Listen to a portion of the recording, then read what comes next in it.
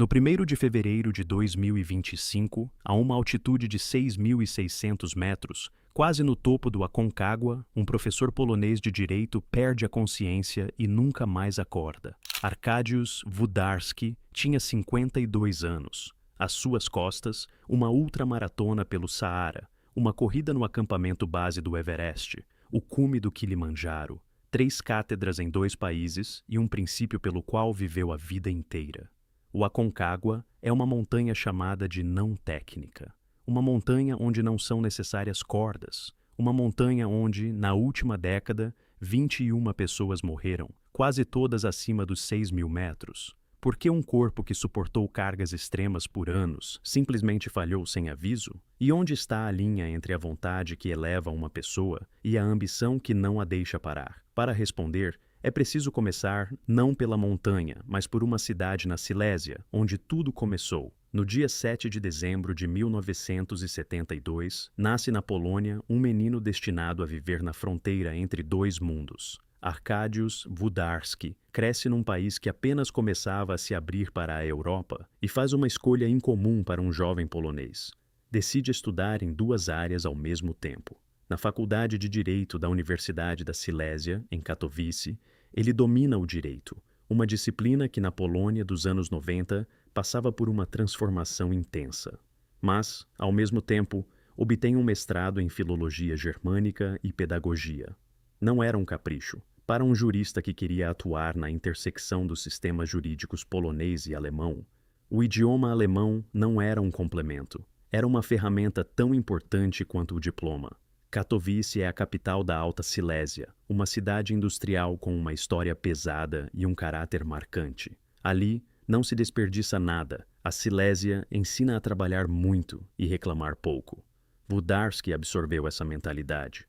Ele concluiu as 2 faculdades e se deparou com uma escolha: ficar na Polônia ou seguir em frente. Ele escolheu seguir em frente. Para defender sua tese de doutorado e a posterior habilitação, Włodarski vai para Hamburgo. Seu orientador é o professor Peter Mankowski, um dos maiores especialistas europeus em direito internacional privado. A Universidade de Hamburgo é um ambiente completamente diferente. Padrões rigorosos da tradição acadêmica alemã, outra linguagem de debate científico, outro nível de competição. Ali, uma tese não é simplesmente escrita, ela é defendida diante de pessoas acostumadas a desmembrar cada argumento em suas partes. Włodarski passa pelos 2 filtros, doutorado e habilitação. Isso significa que o sistema alemão o reconhece não apenas como pesquisador, mas como um cientista capaz de conduzir sua própria linha de pesquisa. De Hamburgo, ele sai com o direito de lecionar direito civil e direito privado europeu, e direito comparado. 2 cidades o moldaram de formas diferentes. A Silésia deu a ele persistência e o hábito do trabalho duro. Hamburgo deu método, precisão alemã e uma rede de contatos internacionais. Juntas, criaram um homem que se sentia em casa dos 2 lados da fronteira. Essa fronteira logo se tornaria seu endereço literal. Mas antes que a fronteira se tornasse seu lar, Włodarski retorna à Polônia. Em 1999, aos 26 anos, ele consegue um cargo no Instituto de Administração da Academia Jan Długosz, em Częstochowa. A cidade é conhecida em toda a Polônia pelo mosteiro de Jasna Góra, mas no mundo acadêmico é interior profundo. É exatamente ali que Włodarski começa a construir algo que ainda não existia. Ele funda um grupo de pesquisa em direito privado europeu e comparado, o primeiro desse perfil naquela universidade. Um homem com habilitação de Hamburgo poderia ter buscado uma vaga em Varsóvia ou Cracóvia. Ele escolheu Częstochowa e decidiu criar um ambiente científico do zero. Nos anos seguintes, ele vive no ritmo de um pêndulo. Leciona em Częstochowa, viaja para conferências e estágios na Alemanha, publica em 2 idiomas. Em 2007, vem a virada. Włodarski recebe uma bolsa de pesquisa da Fundação Alexander von Humboldt. No mundo acadêmico alemão, essa é uma das mais altas formas de reconhecimento para um cientista estrangeiro. A bolsa significa que a Alemanha considera você relevante o suficiente para investir no seu trabalho. De 2008 a 2010, ele realiza seu pós-doutorado no Instituto de Direito Europeu da Universidade de Osnabrück. 2 anos de trabalho de pesquisa, concentrada num dos mais fortes centros jurídicos. Em 2009, enquanto trabalha em Osnabrück, o reitor da Universidade Jan Dlugos o premia por realizações científicas excepcionais, um reconhecimento de sua própria universidade, de pessoas que veem o quanto ele se dedica. Osnabrück também o avalia muito bem. Em 2011, a cidade e a universidade juntas lhe concedem um prêmio por realizações excepcionais e pela divulgação internacional de Osnabrück. Para um jurista polonês, esse é um grau incomum de integração no sistema alemão. Ele não é um convidado, é um participante pleno. Após o término da bolsa, Włodarski se envolve com a Societas Humboldtiana Polonorum, a associação de bolsistas poloneses da Humboldt. Em 2013, torna-se secretário-geral. Em 2016, vice-presidente. Ele já não é apenas um pesquisador, é alguém que forma uma comunidade ao seu redor e conecta pessoas da mesma forma que conecta sistemas jurídicos. Zestochowa lhe deu a primeira cátedra. A Humboldt lhe deu status. Agora, ele precisava de um lugar que correspondesse à dimensão de ambas as vidas. Esse lugar existia, às margens do rio Oder. Às margens do rio Oder ficam duas cidades separadas por uma ponte, a alemã Frankfurt an der Oder e a polonesa Słubice. Entre elas está a Universidade Europeia Viadrina, fundada em 1991, especificamente como um ponto de encontro entre leste e oeste. Em 2010, Arkadiusz Włodarski recebe ali uma cátedra e assume a chefia do Departamento de Direito Privado polonês, europeu e comparado. Ele tem 37 anos e chega à única universidade da Europa cujo campus está fisicamente localizado em 2 países. Seu local de trabalho é o Collegium Polonicum, em Słubice, uma instituição conjunta da Viadrina e da Universidade Adam Mickiewicz, de Poznan. Ali, estudantes da Polônia e da Alemanha aprendem lado a lado, obtêm diplomas duplos e, desde o primeiro ano, trabalham com 2 sistemas jurídicos ao mesmo tempo. Włodarski leciona exatamente nesse programa. Cada seminário dele é um exercício de tradução, não só de um idioma para outro, mas de uma lógica jurídica para outra.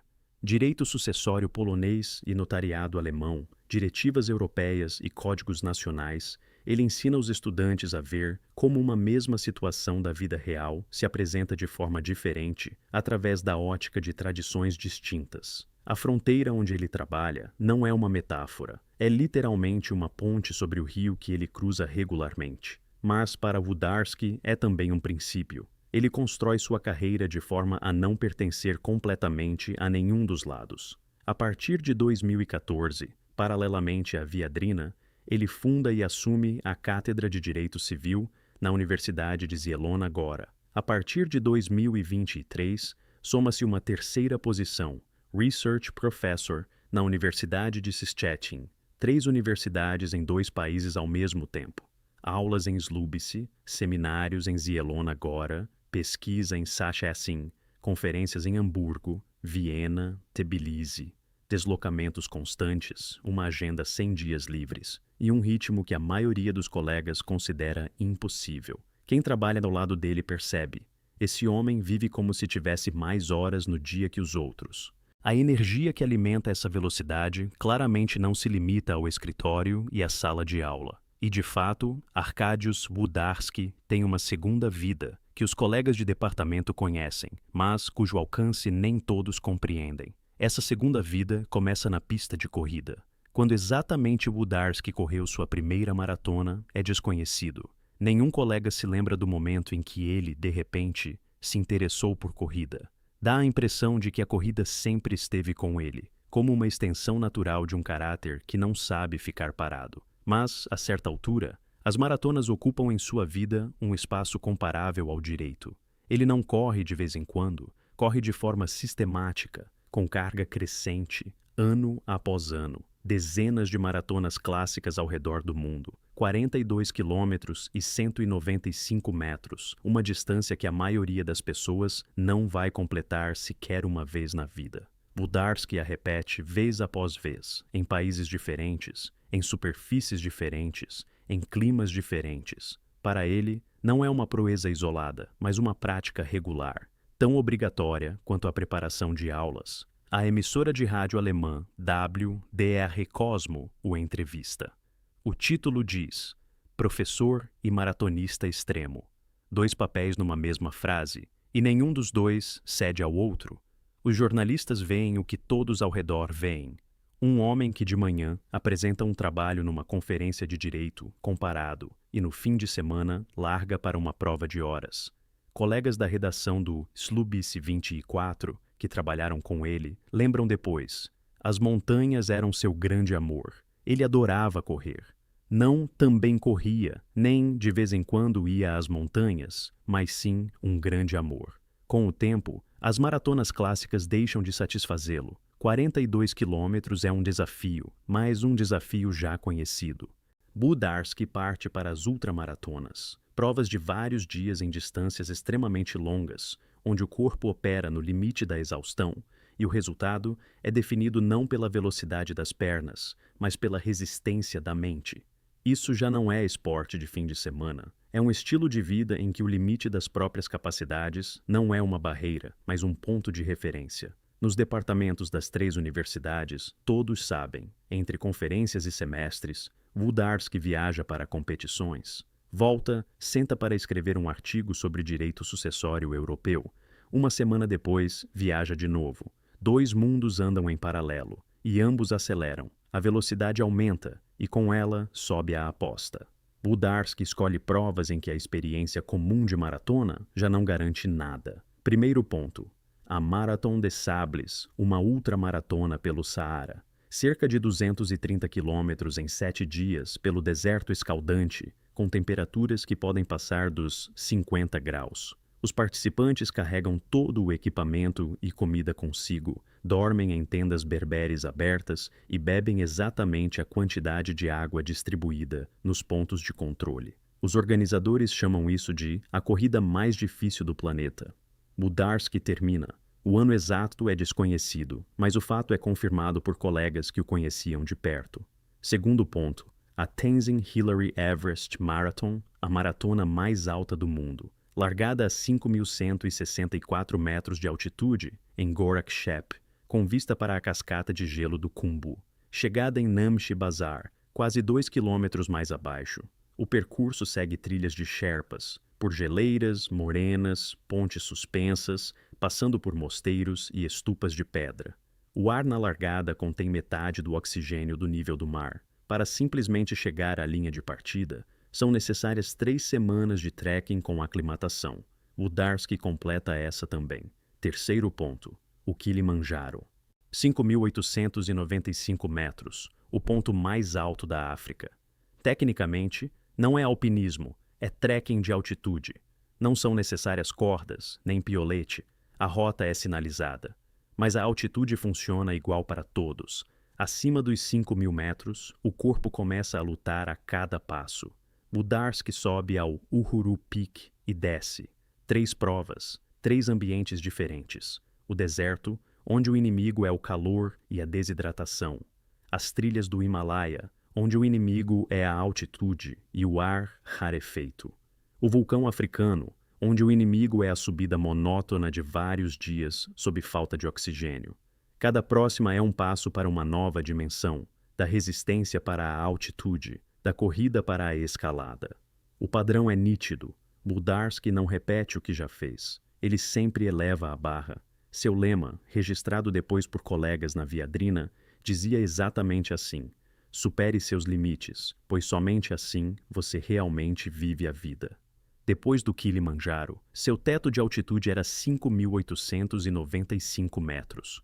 O próximo degrau seria 1.000 metros mais alto, mas esse degrau ainda estava por vir. Enquanto isso, as 2 linhas da vida de Budarski sobem ao mesmo tempo, e no início dos anos 20, ambas atingem seu ponto mais alto. Na ciência, acontece algo que se dá com poucos. O reconhecimento vem não de um único centro, mas de todos os lados ao mesmo tempo. Em 2020, ele recebe o prêmio científico do presidente do Conselho de Ministros da Polônia, uma das mais altas honrarias estatais que um cientista polonês pode receber. O prêmio é concedido por contribuição excepcional à ciência, e para um especialista em direito comparado, isso significa que seu trabalho ultrapassou o círculo profissional restrito. Um ano depois, em 2021, ele é eleito membro da Academia Internacional de Direito Comparado em Haia, uma organização que reúne os principais juristas do mundo. No mesmo ano, torna-se bolsista do Collegium Helveticum, um programa de pesquisa de elite vinculado à ETH Zurique e à Universidade de Zurique, que aceita cientistas de diferentes disciplinas para trabalho interdisciplinar. Em 2023, vem a eleição para a Academia Europaea, uma das mais prestigiosas associações científicas do continente, que inclui laureados do Nobel, matemáticos, físicos, filósofos. Para um jurista de Slubice, isso não é apenas uma linha no currículo, mas a confirmação de que seu modo de trabalhar, na intersecção, entre sistemas, acima das fronteiras, é reconhecido no mais alto nível europeu. No mesmo ano, ele recebe o cargo de Research Professor na Universidade de Szczecin. Agora são 3 cátedras em 2 países, e cada uma ativa. A geografia de sua influência nesse momento abrange meio continente. Ele é professor visitante da Universidade Estatal de Tbilisi, presidente da Sociedade Jurídica Polono-Georgiana, integra conselhos editoriais de periódicos de Varsóvia a Baku. Em 2024, a Universidade de Tbilisi lhe confere a medalha de ouro.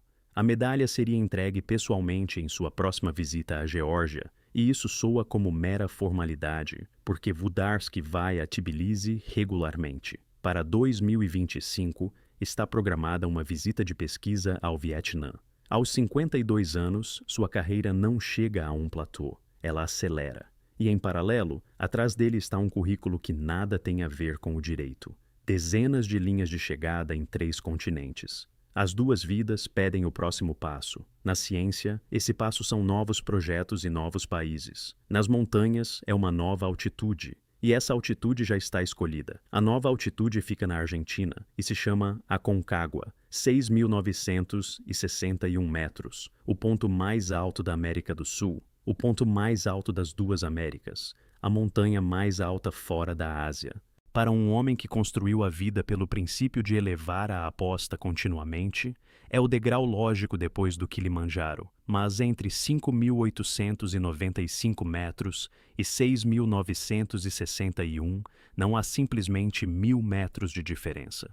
É outra fisiologia. No Kilimanjaro, o corpo trabalha pesado, mas dá conta. A maioria das pessoas saudáveis e bem preparadas consegue subir ao Uhuru Peak e voltar. No Aconcagua, o corpo entra numa zona onde os mecanismos de compensação começam a falhar. A pressão atmosférica no cume é 40% da do nível do mar. O sangue engrossa, os pulmões trabalham sobrecarregados, o coração bombeia um líquido viscoso por vasos que se contraem com o frio. Cada metro extra de altitude não é uma dificuldade linear. É um crescimento exponencial da carga sobre sistemas que a pessoa não controla conscientemente.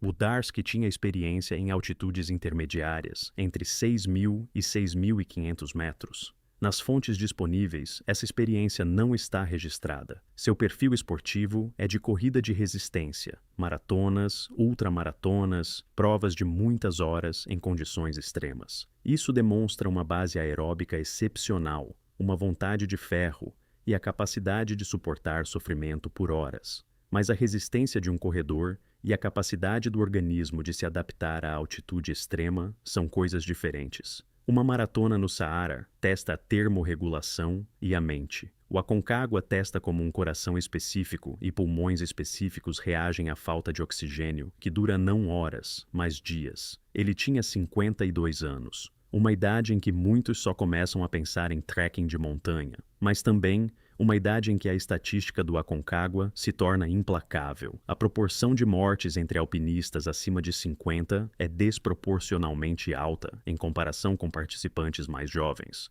Włodarski provavelmente não conhecia essa estatística, ou conhecia, mas não a aplicava a si mesmo. Um homem que correu pelo Saara e cruzou a linha de chegada aos pés do Everest tem razões para acreditar que seu corpo é capaz de mais que a média. Ele se junta a uma expedição comercial com um guia profissional. O nome do organizador Não aparece em nenhuma das publicações posteriores. Budarski embarca para a Argentina. A Argentina o recebe em pleno verão. No hemisfério sul, fevereiro ainda é quente nos vales, mas em altitude já se sente a aproximação do outono. O Aconcagua fica na província de Mendoza, nos Andes Centrais, e de longe parece enganosamente tranquilo. Um domo maciço com faixas brancas de neve, sem cristas afiadas, sem paredes verticais, sem cascatas de gelo que desabam sobre alpinistas como no Himalaia. Pela rota normal, é possível subir essa montanha sem cordas e sem piolete, e os crampons são necessários apenas em trechos isolados. Isso cria uma reputação que já custou a vida de dezenas de pessoas. O Aconcagua é frequentemente recomendado como a introdução ideal ao alpinismo de altitude. Operadores de expedições comerciais o vendem como quase um 7.000 e degrau para os 8.000 do Himalaia. Nos textos promocionais aparece a palavra não técnica, e é verdade, mas uma verdade que mascara o perigo principal. Técnica nessa montanha realmente não é necessária. O que é necessário é outra coisa. A capacidade do organismo de sobreviver numa altitude onde o ar contém menos de 45% do oxigênio do nível do mar. E essa capacidade é impossível de treinar numa academia ou numa pista de maratona. Ela é determinada pela genética, pela qualidade da aclimatação e por uma dose de sorte. Os números contam a história melhor do que qualquer descrição. Em 10 temporadas, de 2013 a 2024, 21 pessoas morreram no Aconcagua entre 29.397 alpinistas. A mortalidade parece baixa, 0,07%, mas 90% dessas mortes ocorrem acima dos 6.000 metros. 71% por causas médicas que, mesmo nos relatórios, são descritas de forma vaga, não especificadas. Paradas cardíacas súbitas, edema pulmonar, edema cerebral, colapsos sem sintomas de alerta. Corpos que funcionavam normalmente a 5.000 metros falham a 6.500. A montanha, há tempos, é apelidada de Montanha da Morte. Mais de 100 pessoas morreram ali desde o início dos registros, em média 3 por temporada. A taxa de sucesso nas escaladas é de apenas 30 a 40%. A maioria desiste antes de chegar ao cume. Dor de cabeça, náusea, fraqueza, confusão mental fazem as pessoas tomarem uma decisão que salva suas vidas. Quem não desiste ou fica no topo ou fica na montanha. A temporada de escalada é o verão austral, de novembro ao final de fevereiro. Budarski chega no auge dessa janela. À frente, uma subida que levará cerca de 2 semanas. À frente, uma altitude em que ele nunca esteve. A rota normal do Aconcagua sobe em degraus, e cada degrau é não apenas um ganho de altitude, mas um teste. O primeiro acampamento é Confluência, 3.400 metros. Ali ainda faz calor, ainda se tem apetite, ainda se consegue dormir. Depois vem a Plaza de Mulas, 4.370 metros. O acampamento base, uma cidade de barracas num platô pedregoso, de onde a montanha é visível por inteiro e parece ao mesmo tempo próxima e inalcançável. Ali, os alpinistas passam vários dias fazendo saídas de aclimatação. Sobem 500 a 700 metros. Depois, descem de volta para dormir. O corpo precisa se acostumar a produzir mais glóbulos vermelhos para ao menos compensar parcialmente a falta de oxigênio. Na Plaza de Mulas, funciona o serviço médico Extreme Medicine, uma equipe de médicos que faz exames básicos em todos os alpinistas que chegam. Medem o pulso, a saturação de oxigênio no sangue, a pressão, auscultam os pulmões. Não é formalidade. Os médicos procuram sinais precoces de edema de altitude, arritmia, desidratação. Se Budarski passou por esse exame, é desconhecido. Os resultados, se existiram, não foram publicados e provavelmente permanecerão para sempre sob sigilo médico.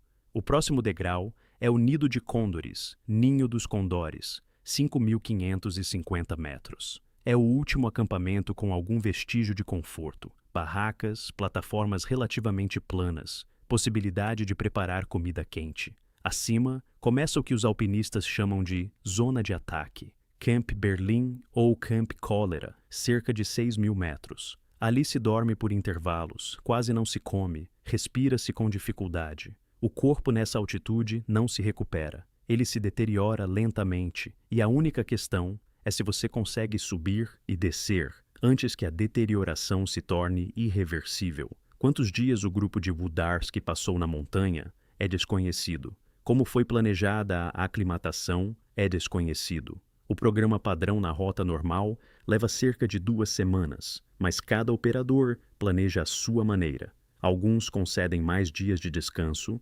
outros aceleram a subida. A qualidade da aclimatação é um dos principais fatores de sobrevivência no Aconcagua, e é exatamente aí que a diferença entre um bom organizador e um medíocre pode custar uma vida. Sobre o estado físico de Włodarski, nos dias anteriores ao ataque ao cume, não há dados. Ele teve dores de cabeça a 5.000 metros. Como dormiu a 6.000? O apetite diminuiu, surgiu falta de ar em repouso. Tudo o que restará desses dias é uma única frase do guia, dita já depois. Mas antes dessa frase ainda há um dia. Sábado, 1º de fevereiro. Esse dia começa no escuro. A saída para o ataque ao cume do Aconcagua acontece muito antes do amanhecer, geralmente entre 2 e 4 da madrugada. O grupo deixa o acampamento alto a cerca de 6.000 metros e começa a subida rumo ao cume. Pela frente, quase 1.000 metros de desnível positivo e de 8 a 12 horas de esforço em condições onde cada movimento exige um ato consciente de vontade.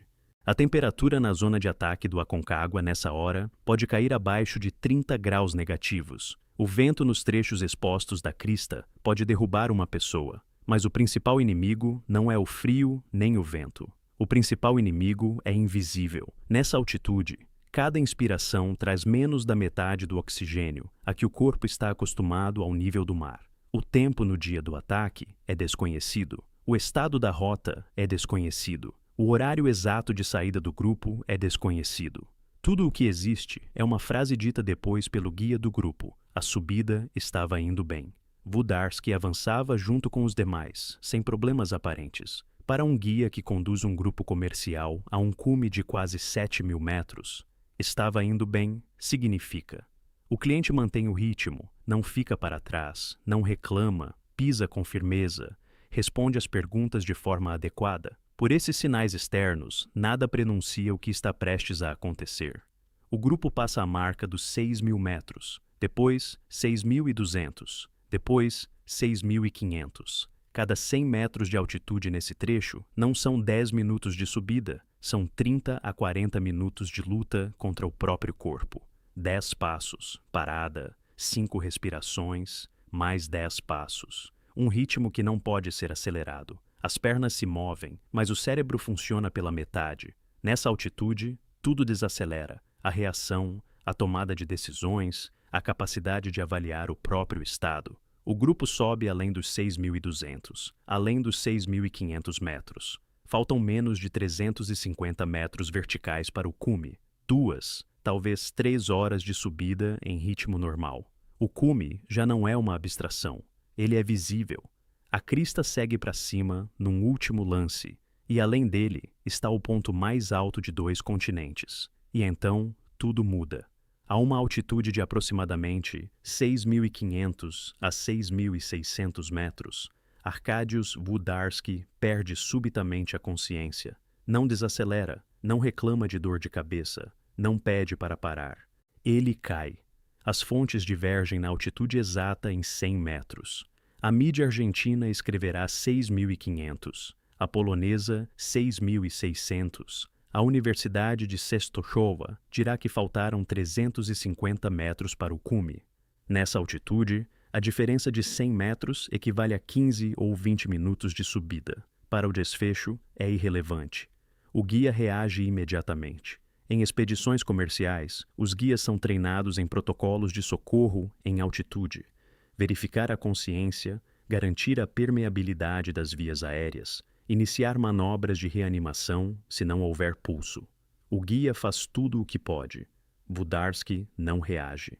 O corpo que suportava ultramaratonas e o ritmo de 3 universidades em 2 países não responde a nenhuma ação. O guia aciona os serviços de emergência. Os socorristas estão baseados nos acampamentos inferiores, entre o local do colapso e a ajuda mais próxima a centenas de metros de desnível e terreno montanhoso de difícil travessia. Acima de 6.000 metros, o uso de helicóptero é extremamente difícil.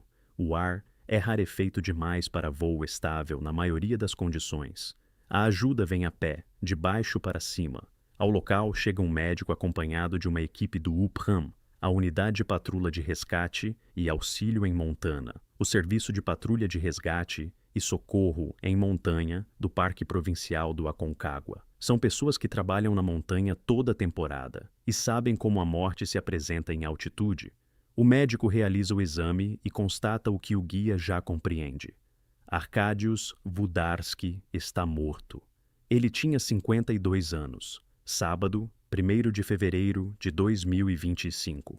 Mais tarde, o guia dirá aos jornalistas: Włodarski era um alpinista experiente. A subida estava indo bem, e seu colapso repentino foi um choque.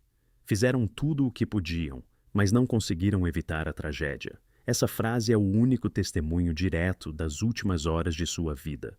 Mais ninguém dirá nada.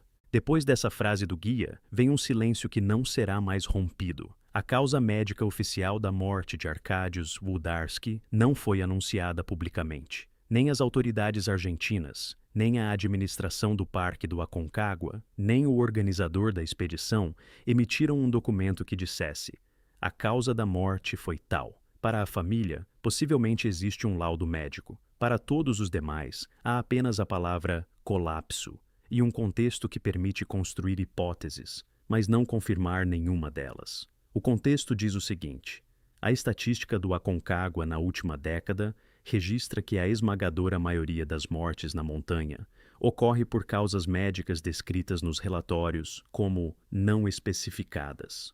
Por trás dessa palavra pode estar uma insuficiência cardíaca súbita, quando o coração, sobrecarregado pelo sangue viscoso e pela falta de oxigênio, simplesmente para. Pode estar um edema pulmonar de altitude, quando o líquido preenche os alvéolos e a pessoa sufoca em minutos. Pode estar um edema cerebral de altitude, quando a consciência se apaga mais rápido do que a pessoa consegue pedir ajuda. Pode estar uma arritmia provocada pelo frio e pela hipóxia. Cada uma dessas causas é compatível com o que o guia descreveu, um colapso súbito sem sintomas de alerta. Mas nenhuma delas foi confirmada, e não será, a menos que a família decida divulgar os resultados da autópsia, se ela foi realizada. Em torno da morte, não há versões alternativas, nem suspeitas, nem controvérsias. Nenhuma publicação de alpinismo publicou uma análise do incidente. Nenhuma federação emitiu um relatório. Para a comunidade alpinista, a morte de um participante de 52 anos numa expedição comercial ao Aconcagua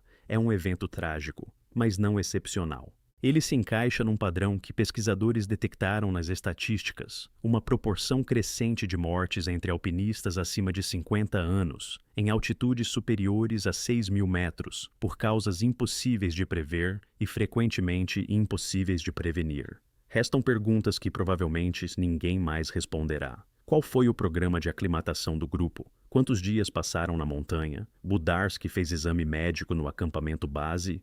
Ele teve experiência em altitude entre o Kilimanjaro e o Aconcagua? Quem organizou a expedição e qual a qualificação do guia que o chamou de alpinista experiente, quando a única escalada confirmada em sua biografia, o Kilimanjaro, é tecnicamente um trekking? Os documentos se calam, e esse silêncio também faz parte da história. O silêncio dos documentos não significa o silêncio das pessoas. Quem primeiro noticia a morte é o portal argentino La Nación, de forma breve, no formato de crônica policial. Alpinista polonês, 52 anos, colapso a 6.500 metros, morte confirmada por médico do UPRAM. Para a mídia argentina, é uma notícia rotineira da temporada. No Aconcagua, morrem pessoas todos os anos, e nomes de estrangeiros raramente permanecem nas manchetes por mais de um dia. Mas na Polônia, esse nome é conhecido. A notícia cruza o Atlântico e chega às redações regionais. A Gazeta Lubuska publica uma matéria com detalhes. 8 anos na Universidade de Zielona Góra, membro da Academia Internacional de Direito Comparado, altitude de 6.600 metros. Faltaram 350 metros para o cume. A Rádio Zachod publica um obituário. Notável jurista e cientista de Lubaski, amante das montanhas e maratonista. O portal Slubice 24 acrescenta o que não aparece nos textos oficiais. Ele era uma pessoa extraordinária, cheia de paixão e envolvimento em tudo o que fazia. Depois, as universidades começam a falar. Viadrina, Collegium Polonicum, Szczecin, Zielona Góra, Częstochowa, 5 instituições com as quais ele esteve ligado por anos de trabalho, publicam obituários uma após a outra. No saguão do Collegium Polonicum em Slubice, colocam sua fotografia e acendem uma vela. Para os estudantes que ontem assistiam a seus seminários de direito comparado, é o primeiro confronto com o fato de que um professor pode não voltar das férias. A onda vai além. De Tbilisi chega um longo texto de memória. A Faculdade de Direito da Universidade Estatal de Tbilisi lembra como Włodarski organizava escolas de verão para estudantes georgianos em Berlim e Slubice, orientava suas pesquisas, publicava junto com eles, construía uma ponte entre o direito georgiano e o polonês. A Sociedade Notarial Suíça publica um obituário. Lembram de sua palestra sobre digitalização do notariado alemão, de sua energia, de sua Marathon des Sables. O periódico acadêmico GPR, Zeitschrift für das Privatrecht der Europäischen Union, publica um obituário de autoria do professor Michael Stuerner. A escala da repercussão é incomum para alguém que não era uma figura pública. O mundo acadêmico de 4 países, Polônia, Alemanha, Geórgia e Suíça, se despede de um colega que conheciam pessoalmente, não pelas manchetes, mas fora dos portais universitários e dos periódicos jurídicos, a notícia se dissolve rapidamente. Nenhum documentário, nenhum livro, nenhum podcast. O mundo além dos muros dos campi não fica sabendo quem perdeu. Além dos muros dos campi, continua um processo sobre o qual os obituários não falam. O corpo de Arkadiusz Włodarski está na Argentina, a 10.000 quilômetros da Polônia. A repatriação dos restos mortais da província de Mendoza é um processo que leva tempo, documentos consulares, formalidades médicas, transporte. Entre a data da morte e a data do funeral, passam-se mais de um mês. 34 dias em que a família espera o retorno de quem partiu para conquistar um cume. O funeral é marcado para o dia 7 de março de 2025, Igreja de Santo Adalberto, na rua Brzeźnica, em Częstochowa, às 13 horas. Após a cerimônia, o sepultamento no cemitério de Kuli.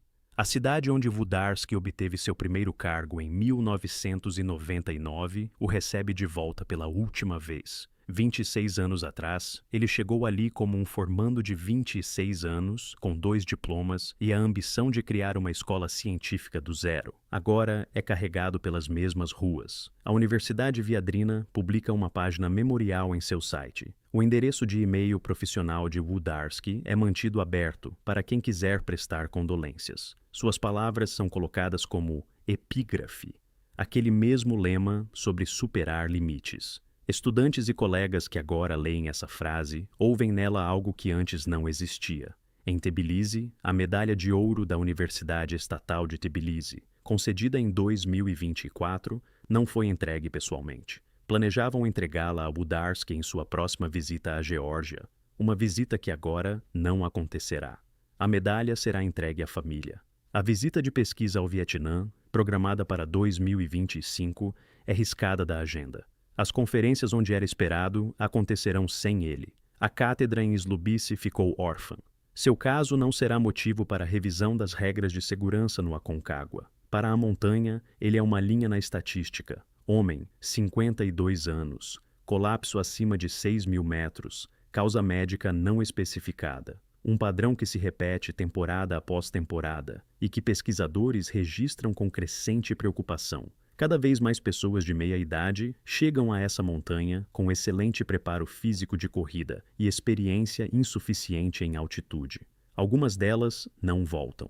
A estatística cresce, mas nada muda. Para aqueles que conheceram Włodarski pessoalmente, a estatística é um som vazio. No Aconcagua, ficou não um item numa tabela, mas um homem que conectava sistemas jurídicos de 2 países, corria por desertos e ensinava estudantes em Tbilisi, Slubice e Zielona Góra ao mesmo tempo. O homem que conectava, construía e superava. e cuja ausência agora é sentida em salas de aula de Szczytyn a Tbilisi. Mas, para além dessas salas de aula, permanece uma pergunta que sua história faz não a juristas nem a alpinistas, mas a qualquer um que já precisou decidir, parar ou seguir em frente. Supere seus limites, pois somente assim você realmente vive a vida. Essas palavras Włodarski dizia não como slogan, mas como descrição de seu próprio modo de existir. Elas explicam por que um homem com doutorado pela Universidade de Hamburgo vai criar uma cátedra na provinciana Częstochowa. Por que um professor que poderia se limitar a uma universidade trabalha em 3? Por que um jurista cujo dia de trabalho já é mais longo que o da maioria troca o terno por roupa de corrida, depois das aulas, e sai para a pista? O mesmo lema o leva ao Saara, onde 230 quilômetros de areia testam não as pernas, mas a disposição de aguentar. Ao acampamento base do Everest, onde a maratona começa numa altitude em que a maioria das pessoas mal consegue andar. Ao Kilimanjaro, onde a falta de oxigênio transforma cada passo das últimas horas numa decisão consciente, mais um. E, finalmente, a Argentina, a uma montanha 1000 metros mais alta do que qualquer coisa que ele conhecia antes. Nesse lema, não existe um limitador embutido, não existe um ponto que diga, aqui, pare. Não existe uma fórmula que separe a vontade que leva uma pessoa ao topo da ambição que a leva além do limite. Włodarski viveu como se essa linha não existisse, e é exatamente por isso que viveu uma vida que coube mais do que cabe em 52 anos. 2 países, 4 universidades, dezenas de maratonas, desertos e cumes em 3 continentes, a medalha de ouro de Tbilisi, a Academia Europaea, estudantes em 3 idiomas, livros que serão citados depois dele. E é exatamente por isso que no dia 1º de fevereiro de 2025, ele está a 6.600 metros de altitude, a 350 metros do cume do Aconcagua. No saguão do Collegium Polonicum, em Słubice, há uma fotografia e uma vela acesa. Em Tbilisi, uma medalha que não tem a quem ser entregue. No cemitério de Kuli, em Częstochowa, a sepultura recente de um homem que acreditava que os limites existem para serem superados. Ele tinha razão, e ele estava errado. E nesse intervalo entre ter razão e estar errado, está toda a sua história.